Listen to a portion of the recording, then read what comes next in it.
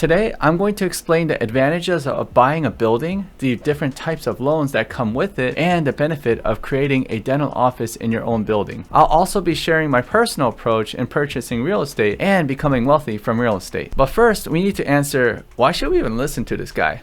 Well, you don't have to, but I did buy multiple buildings and establish dental offices in them. So let's take a look. This is the first one. This one is in Brooklyn Park, Minnesota.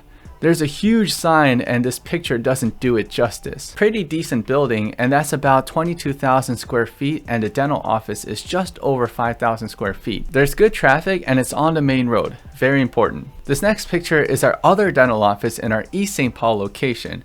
It is also about 5,000 square feet. This is the front of the dental office, and this is the whole building. A bit dark that day, so there's that. It's a strip mall that has about 29,000 square feet. And this is another one that I bought. This is a single tenant building where we just put a Clearlake Dental clinic in it. Nothing too crazy, just doing what we do at CLD. But then I sold this building for 3 times the price that I bought it. I couldn't say no, so pretty much now I pay some rent to some dude. And the latest building that I bought and put a dental office in is the West St. Paul area. Since I'm the landlord, also known as the owner of the building, I'm able to charge X amount of rent to pay myself. Oh, and this is what the building looks like. Now this is the complete pre-building phase, so don't judge. If you look inside the little windows, there's nothing there. The building is about 5,000 square feet. So how can you do this as well? No worries. I'll go through exactly what I went through. But first, disclaimer, I'm not a financial advisor and I'm just showing you what I did. Please contact your banker and discuss all your options. Okay, we'll talk about this one because I could find the most data for this guy. I went to the banker and I purchased this building for $2.1 million via conventional loan. That means I decided to pay 20% with cash and get a loan for the rest from the bank. After purchasing the building, I decided, hey, why don't we make a dental office here?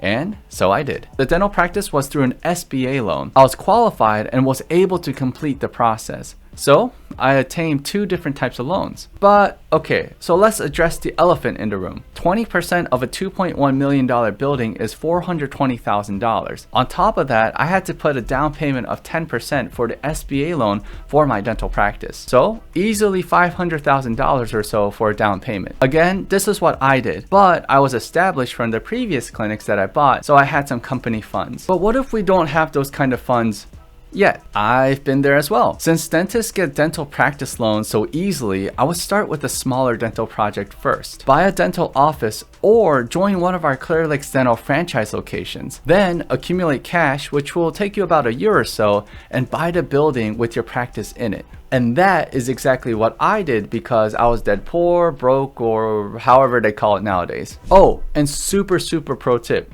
If you want to gain a lot of assets, don't buy a house. Start with getting a business that generates money or purchase cash flowing real estate and collect money. I personally know a few dentists that chased their dream life a little too early and bought a house stating that it was for the family and they were unable to get a loan for the dental business. And no hate to any of the dentists out there that did this, and as time goes on, they're also able to do dental business as well. It's just the time that is wasted. And please remember, there's so many ways to skin a cat. What I described is just what I would do. There are other methods of buying a building, but this is what worked for me and would advise my younger self if I wanted to buy a building. I guess I could talk about my experience and what I would do because I definitely made a lot of mistakes, such as overpaying for a building and surviving to tell my tale. Every situation is different. I'll briefly go over some loan options out there so it will give you something to ponder about. First, we have conventional loans. It's usually a 20% down payment and a 10-year loan. So basically, you pay every month for 10 years. These are from the banks directly. Having a good relationship with your bank will increase the chances of getting a business loan. But don't worry if you don't have any relationship with your banker. You can just walk in and introduce yourself and get to know your banker. Remember, a local bank, in my opinion, is much better than a big bank. I feel like it's more personable and they work with you more closely. That, and I'm very happy with my banker. Second, we have the government-backed SBA 7A loans. I got this right off the SBA website.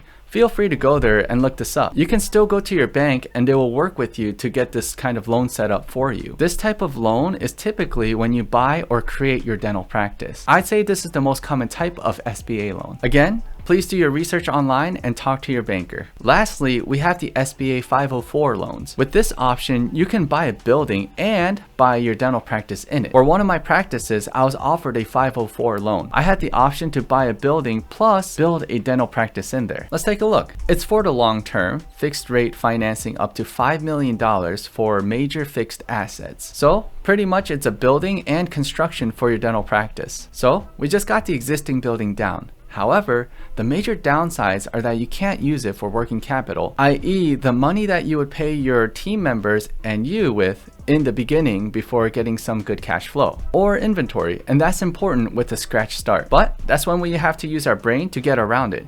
If we can't get money for the working capital and inventory, then we just simply have to ask the local banker for some. Keep in mind both SBA 7A loans and the SBA 504 loans are flexible in terms of how long payment is. 10, 20, or even 25-year repayment plans are available. You can talk to your banker about that. Also, SBA 7A loans can actually be used to buy a building as well. But keep in mind that both SBA 7A and SBA 504 loans will need you to occupy at least 51% of your building. In fact, that's what I did for one of my buildings. There's definitely a lot of rules with the SBA, so make sure you go over them with your SBA loan officer. I personally work with an SBA loan officer at my local bank. Also, keep in mind that obviously, you will need good credit history, no bankruptcy, and have good money spending habits as well. Student loans don't really matter when getting loans for your dental practice. Well, at least in my experience and the people who I talk with as well. But now we have to talk about the advantages of owning a building and having a dental practice in it. So let me ask you this. Have you ever wondered how you see all these billionaires and millionaires go through bankruptcy, yet they are still very rich? It's almost unfair, yet it happens every day.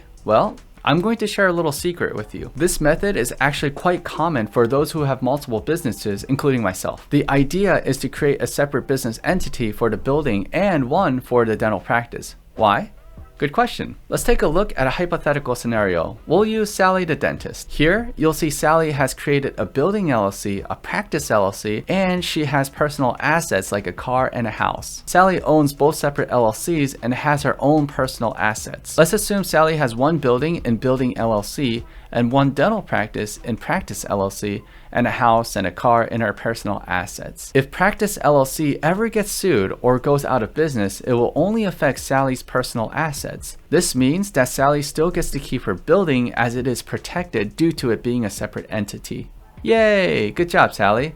Well, sorta. But let's look at scenario number 2, where Sally has all of her eggs in one basket, which is Sally's building and dental practice. One day, Sally loses so much money and her dental practice goes under and goes out of business. On top of this, she owes a lot of money to the bank still yet. Well, the bank definitely will go after her assets within the LLC. In this case, it's going to be her building, which also has a loan. To make matters worse, if her building gets seized, then her personal assets will get taken as well. She'll lose everything, a major domino effect. So risk allocation is a must. I strongly suggest you look into it. Please talk to your CPA if you want to learn more. Now, I'm going to share with you my own personal approach when purchasing a building and gaining wealth. It worked out quite nicely for me, so hopefully it will for you as well. When I consider buying properties, I try to get at least 20,000 square feet buildings. Even better if it's empty because it's cheaper. My method is to buy commercial buildings with a conventional loan because, as you know, if it were an SBA loan, I'd need to fill half the building with a dental office. 10,000 square feet for a dental office is a bit too crazy. So that's why we'll go with a conventional loan. Now that we have a conventional loan,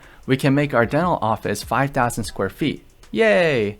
A lot more manageable. This will be for a 12-chair office. Next, I know that I can fill those empty slots with tenants and they will pay me. Ah, life is so good. Wait, but there's even more. Guys, the advantages keep on coming. And I know this isn't a real estate channel, but I can definitely talk about real estate all day and every day. Anyways, if you own a building, there's something called depreciation. Let's go back to our snipping tool canvas plus Sally the dentist. Sally bought a building for $2 million. Every year, Sally's building depreciates a small percentage. By the way, let's define depreciation of a building. Google states, Depreciation of a building is a process by which its recorded cost is reduced in an organized way till its total value falls to zero, or the value of the building reaches a salvage value. We can ignore this last part. Let's focus on the part where it says it's an organized way to have the recorded value fall to zero. That means the depreciation of this $2 million building will go down by around $50,000 per year. And this is completely different from the value of the building. The value is what someone will pay for your building. For the sake of showing this to you, I just put a random value for the building at $2.3 million to show you that there is a difference. They are not the same thing, and the value of the building does not affect the depreciation, only the recorded cost, which in this case is $2 million that Sally had purchased the building for. I know it can get a little confusing, but if you look at a few YouTube videos, it will explain it better there. Okay, so I removed the value of the building because it doesn't matter for the point I'm trying to convey. So let's say Sally now receives a net $120,000 for the year from her tenants. Net meaning after everything is paid for, like electricity, management fees, loans, the whole shebang. Now, one would think that she would have to pay taxes, and you'd be right, but it's not on the $120,000. Sally the dentist is a smart one. She utilizes the $50,000 depreciation of the building to subtract all of her money that she received for the year. So we have $120,000 minus $50,000, which equals $70,000. She now only has to pay $70,000 worth of taxes. And what does this mean? The first part of this picture is without the subtraction of the depreciated cost against her pre-tax dollar amount, which is $120,000. If that's the case, she would have to pay $25,744 in taxes. Instead, Sally's able to offset her pre-tax money by $50,000, thus allowing her to be only taxed at $70,000, in which she pays $12,257. So she would be saving about $13,000 per year for this one building, all because of the building depreciation. And that is $13,000 in her pocket. Whoa! And if this doesn't excite you, I don't know what will. Also, disclaimer, I'm not a tax person, so make sure you talk to your CPA. So in the end, the depreciated amount of the real estate decreases Sally's tax liability, and the value of Sally's building actually goes up over time due to inflation. So proud of you, Sally. Good for you, man. However, up to this point, all we were doing was talking about theory. Sally could build a dental office. Sally could make a lot of money. Well, without the actual dental floor plans, we won't even get close to a dental office. So click on this next video to find out how I find my dental architects, how much I pay for them, and how they will work with you to plan your eventual dental practice. Let's go.